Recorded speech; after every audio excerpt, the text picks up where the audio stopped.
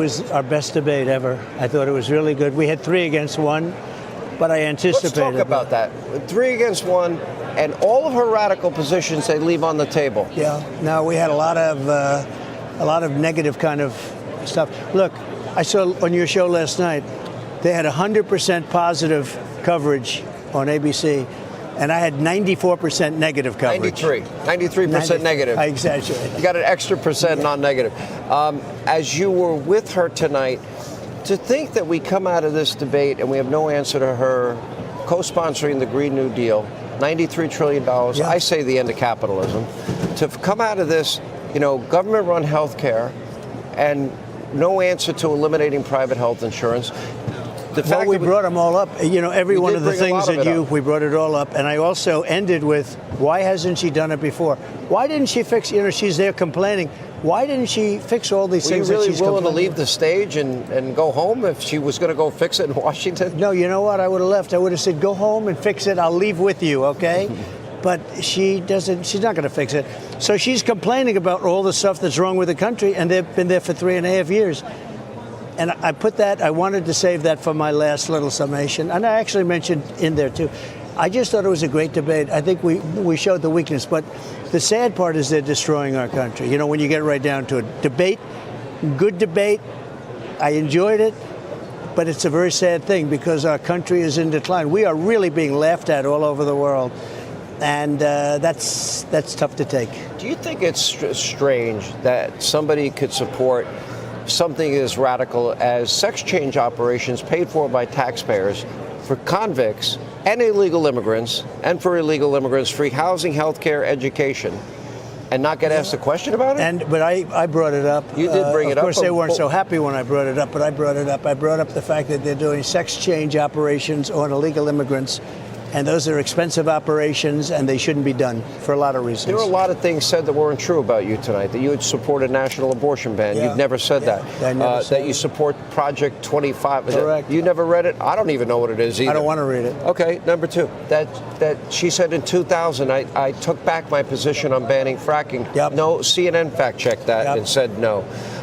The mandatory gun buyback at the end of the debate, she lied about that too. That's right. That's right. And She wants to confiscate. I called her out on everything that you said. I think I got everything out. Now, with all of that being said, I was amazed because I really thought they'd be fair. I have to say, CNN a few weeks ago was sort of fair against Biden. Yeah. But this one was stacked. I figured it would be after watching 100% positive coverage of her. And she's done a terrible job as vice president. And look, she's the worst vice president we've ever had. She was the border czar, the worst border ever in the history of the world, not just in our country. And he's the worst president we've ever had. So they're destroying our country. I'm very aware. And if we look at her tax plan, which is, price gauging or gouging, and the largest tax increase not only in American history, but world history, her campaign is saying tonight, Washington Post is reporting, that she wants a second debate. What's your answer? She lost. She wants it because she lost. Do you have an answer?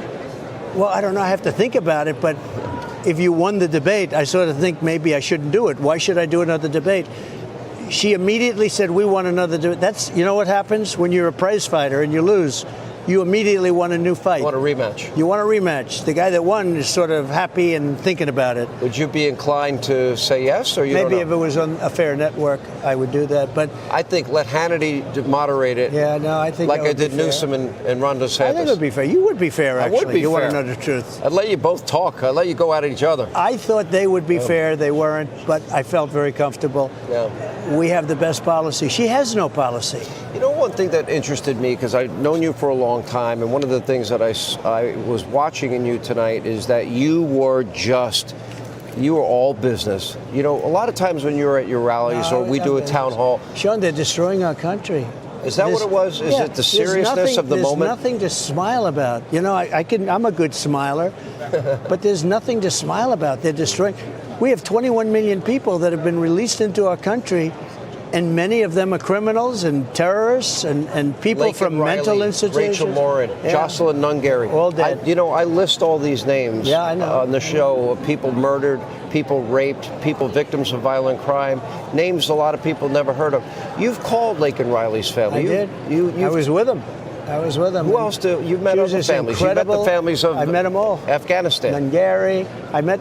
You met Nungary's family. Yeah, I met 5 or 6 of them. Not even talking about the 13 soldiers that were killed in Afghanistan, the families of the 13 soldiers, which Biden won't even talk to, and he's the one that caused their death. Just as if he had a pistol in his hand, he and her caused their death. Just as if literally they had a gun in their hand. Yeah, it's pretty amazing. When you're in a situation like that, what is going through your mind? What goes on behind the scenes? How do you prepare for your debates? Well, I think you sort of, I always say I've been preparing all my life for these debates. You know, you can't go in like she did. She goes into a room and she memorized lines, more or less. I thought I got one cute one. I'm talking where I said, I'm talking, when she started interrupting me. Well, she said that to Mike Pence. I wanted to get speaking. even for that. You know, that was not very nice what she did.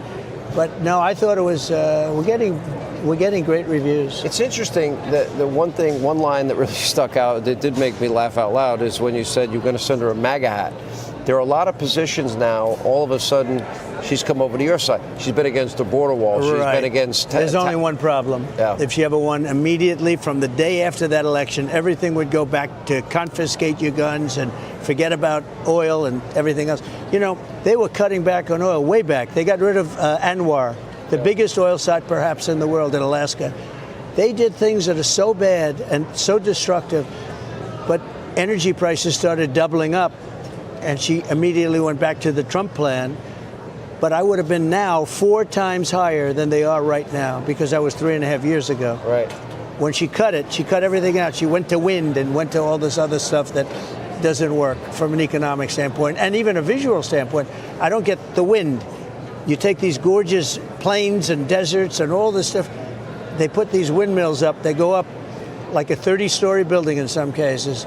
They destroy everything. They cut out all, and the environmentalists say, aren't they wonderful? But it's the most expensive form of energy, and it's never going to do for our country. So if we look at the issues on the economy, on immigration, on law and order, on energy, and America's role in the world, is there anything you could point to that you would say they have been successful on? No. They have been unsuccessful at everything.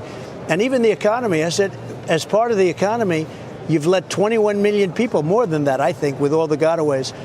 That's killing our economy. Terrorists, and we do have the murders and the rapes and the violent crimes. Oh, and you haven't seen anything yet. Wait till you see it in the months to come. You know what scares me, and I've said this on the air, is by having open borders, unvetted illegal immigrants, that I don't think it's a matter of if, I think it's a matter of when that this country is going to be attacked. If you look at Springfield, Ohio, look at what's happening there.